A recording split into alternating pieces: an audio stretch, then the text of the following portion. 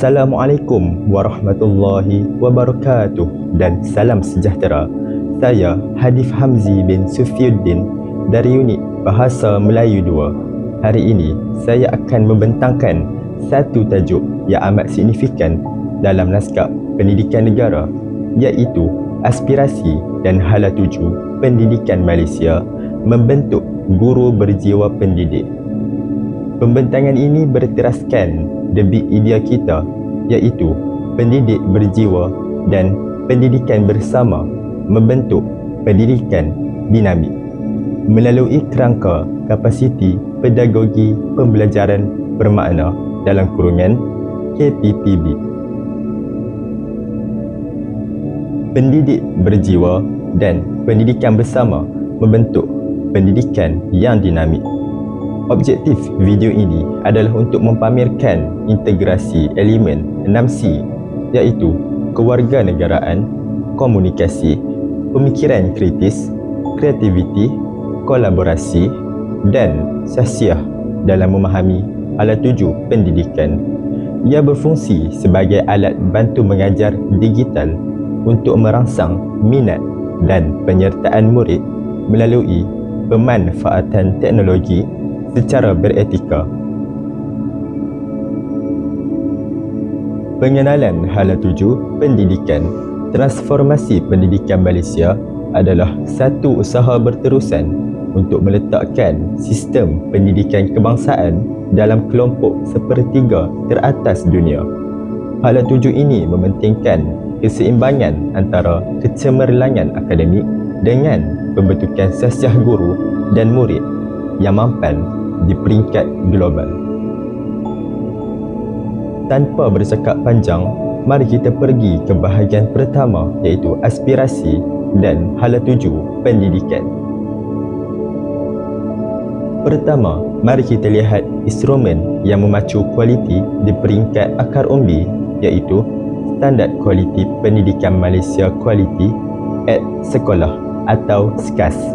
SKAS merupakan penambahbaikan daripada SKPM G2 yang berorientasikan tindakan dan berasaskan evidence. Definisi instrumen penilaian kendiri untuk menilai dan memperbaiki kualiti pendidikan di sekolah. Ia terdiri daripada 5 standard utama yang holistik. Standard 1 mengenai kepimpinan berimpak tinggi. Standard 2 tentang pengurusan organisasi yang cekap. Standard 3 meliputi pengurusan kurikulum, ko-kurikulum dan hal ehwal murid. Standard 4 memfokuskan kepada kualiti pembelajaran dan pemudahcaraan guru. Dan akhirnya, Standard 5 yang mengukur kemenjadian murid dari aspek akademik dan sahsiah. Melalui instrumen penilaian kendiri ini, sekolah dapat mengenal pasti kekuatan dan kelemahan untuk tindakan penambahbaikan berterusan.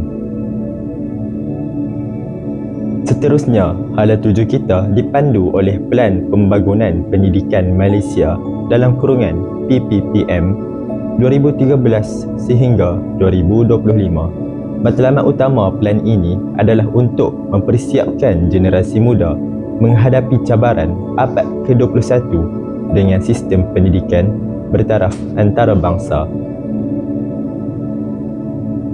Transformasi ini dilaksanakan melalui 3 gelombang.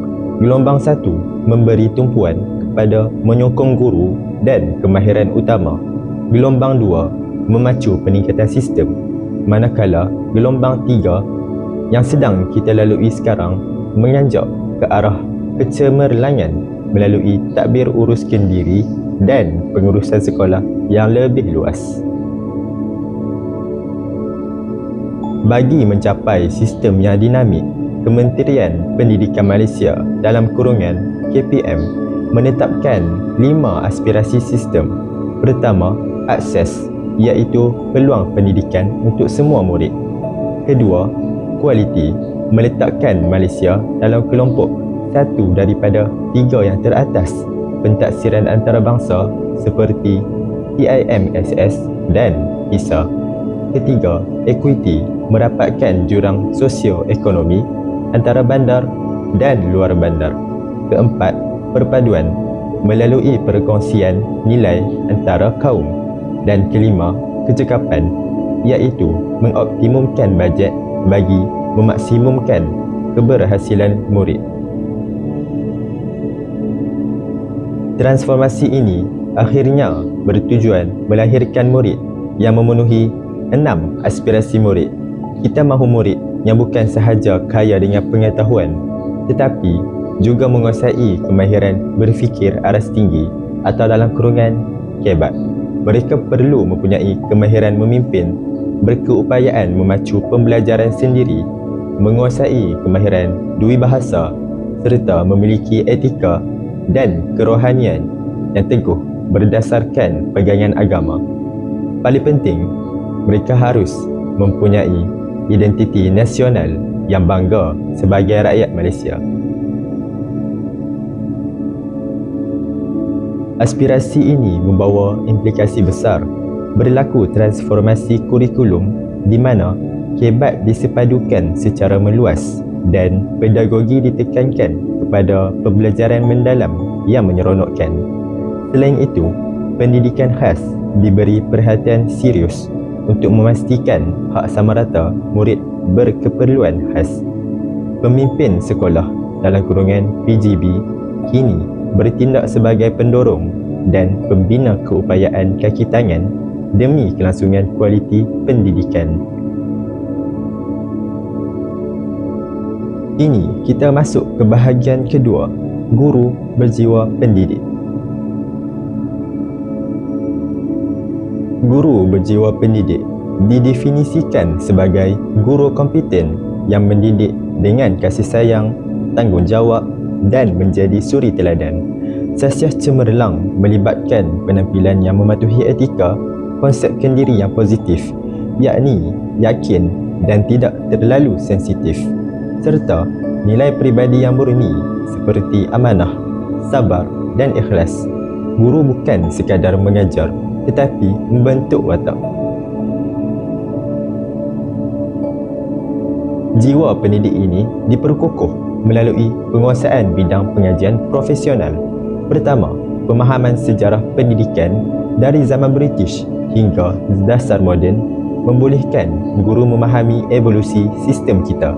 Kedua, falsafah pendidikan kebangsaan dalam kurungan FPK menjadi tunjang untuk melahirkan insan yang seimbang dari aspek jeri, jasmani, emosi, rohani dan intelek.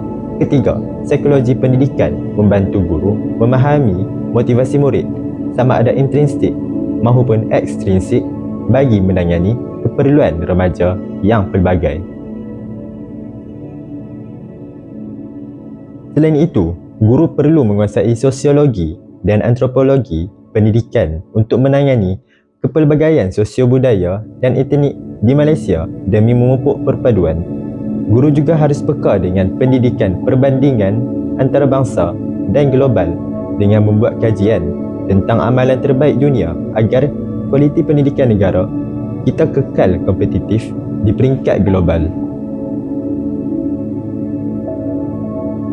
Seterusnya adalah etika keguruan. Guru terikat dengan tata susila profesion keguruan yang merupakan ikrar untuk menjaga nama baik profesion. Kita memikul tanggungjawab berat. Pertama, terhadap murid dengan bersikap adil tanpa diskriminasi, terhadap ibu bapa dengan menjalin hubungan profesional, terhadap masyarakat dan negara dengan membina patriotisme, serta terhadap rakan sejawat melalui semangat kolaboratif. Guru berjiwa pendidik juga menghayati budaya kerja KPM berasaskan konsep budaya kerja cemerlang dan kelas pertama. Guru mengamalkan 5 prinsip utama: niat yang betul, perlakuan baik, penggerak kebaikan, memperkotakan kata, serta berdisiplin. Nilai seperti amanah, benar, bijaksana dan penyayang menjadi nadi dalam setiap tindakan kita sebagai penjawat awam. Akhir sekali, apakah implikasinya kepada sesiah guru? Guru kini menjadi ejen perpaduan dan pembina negara bangsa. Kita dituntut menjadi peneraju pembelajaran sepanjang hayat, sentiasa meningkatkan kemahiran digital dan ICT bagi menghadapi revolusi industri 4.0. Guru juga bertindak sebagai penyelidik dan inovator yang kreatif dalam penyelesaian masalah serta mengamalkan amalan demokrasi yang empati tanpa diskriminasi. Sebagai kesimpulan, keselarasan antara aspirasi negara dengan kualiti peribadi guru adalah kunci kepada pendidikan yang dinamik. Pendidik yang berjiwa besar bukan sekadar menyampaikan ilmu, tetapi mereka adalah arkitek minda yang akan menentukan kegemilangan masa depan Malaysia. Sekian daripada saya. Terima kasih dan Assalamualaikum warahmatullahi wabarakatuh.